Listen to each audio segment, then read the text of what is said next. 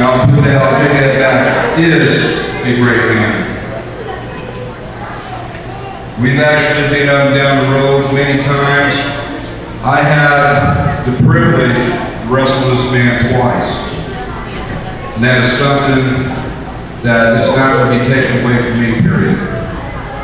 If I was to change this, I wouldn't change a darn thing for what I've done in this business. If it wasn't for him, his father, Tough Tony Bourne, you wouldn't see these guys. You wouldn't see us.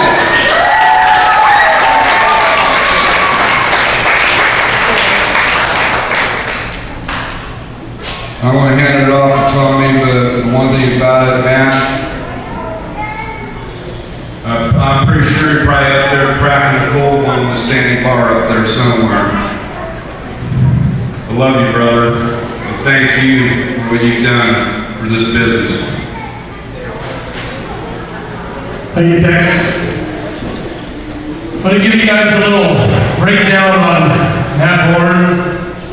Matthew Wade Osborne was a second-generation wrestler in Portland, Oregon. He was the son of Tough Tony Bourne. He was friend to many, enemy to Bourne.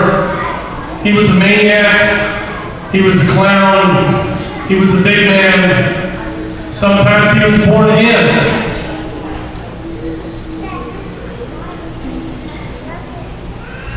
One thing that Matt was an opportunist. Matt would give everybody a shot, and if he thought that you belonged with him in the brotherhood, he would give you his seal of approval. I myself am not a second generation because my father before me was not a wrestler, but more of a 1.5 generation wrestler, and that my brother before me was a professional wrestler. And my brother was the last student to be trained by Matt Bourne in his wrestling asylum in Milwaukee, Oregon. Right in the backyard of his father's house. And Matt didn't play around when it came to pushing people and making them dedicated. Matt would always call the house when I was living with my brother, and if my brother wasn't at practice and training, Matt would get very irritated. And he said, "You tell your brother that he has 15 minutes to show up to my house, or I'm going to come down there and I'm going to make an example out of you," in hopes that I would call my brother and get him to Matt's house as fast as possible. Matt Bourne had a hand in developing me as a character and as a technician. Matt Bourne made me puke in training because he pushed me to be the very best at what I could do. The legacy of Matt Bourne will live on, and the history of Matt Bourne will live on forever in our hearts, forever in our minds. And I'm going to tell you now that each and every one of you, in case you didn't know, should look beyond the Doink the Clown persona and realize there is more man to the wrestler besides the clown that everybody grew up watching in WWF. There was Big Josh in WCW.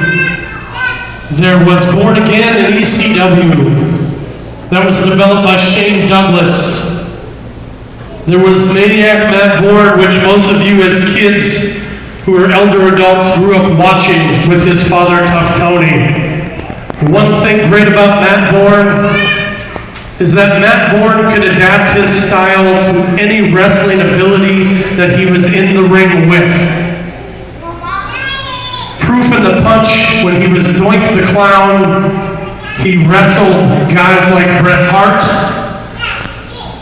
guys like Kurt Hennig, guys like Kona Crush, and the list goes on and on and on. And every single one of those matches were A+ caliber.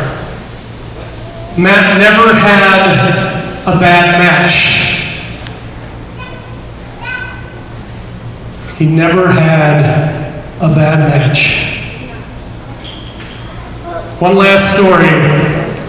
The night that Buddy Highway and I tagged up against C.W. Bergstrom and Matt Bourne took my wallet and he put it in his pants. And he was headed to the airport, and I said to myself, well, there goes my payout, and my debit card, and my house key, my driver's license. So basically, Matt could have became me if he wanted to, because all the important information was in my wallet. And I called Matt, and he sent me on a wild goose chase. And I'd call him up and I'm like, where you at? I'm at Embassy Suites. I'd go to Embassy Suites by the airport. No Matt Bourne. Call Matt up again. Matt, where you at? I'm at Burger King. Burger King. There's 9 million Burger Kings in Portland. Which Burger King? You know, the one by the airport. I go to Airport Way. Matt Bourne is not at the Burger King at Airport Way inside. He is hiding in his car on the other side of the Burger King. And I called him, and he said, I'm on the other side. So I come out to his car, and he's sitting there, and he says to me, oh, kid, I really have no idea how your wallet got in my pants. And I said, well, at least it's safe, and it's not lost. Can I have my wallet? He goes, oh, one more thing before I give it to you. Thank you for dinner. Matt had taken his friend in, and they had ordered Burger King on Tommy Celsius for the night. That is my recollection of Matt Bourne. Ken, finish it up, and we will do our 10 bell. Thanks, Tommy. I've known Matt for all of the 20 years I've been in the business. In fact, Tommy, you said stamp of approval. Matt actually gave me the start in being behind the scenes and doing play-by-play. And that was at the old Bagley Center. And that was where I had my first encounter with doing play-by-play. When Dutch got mad, he walked off the set, walked off the stage, and Sandy Barr says, okay, kid, you're up. Well, when Dutch figured out that he really didn't have anything over Sandy at this point, he came back. You were there, you remember that night. So it was trial by fire, and I've never looked back. And it was Matt that brought me into the locker room and taught me how to do interviews and taught me how to do play-by-plays and how to conduct an actual roundtable discussion.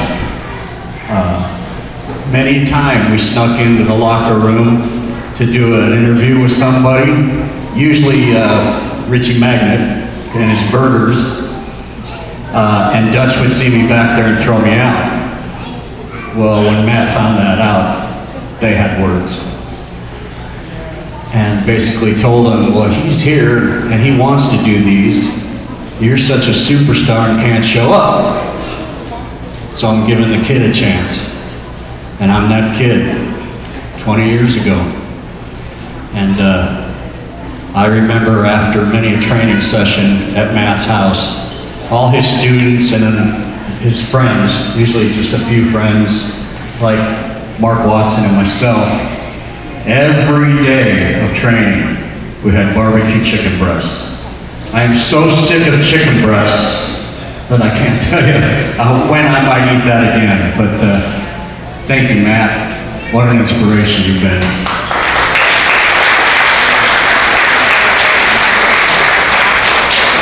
Yeah, that was that tag that you guys had. That was actually his last match here in Oregon. Was here for BCW. So thank him again for him being here for that. Let's go ahead and do the 10 bell.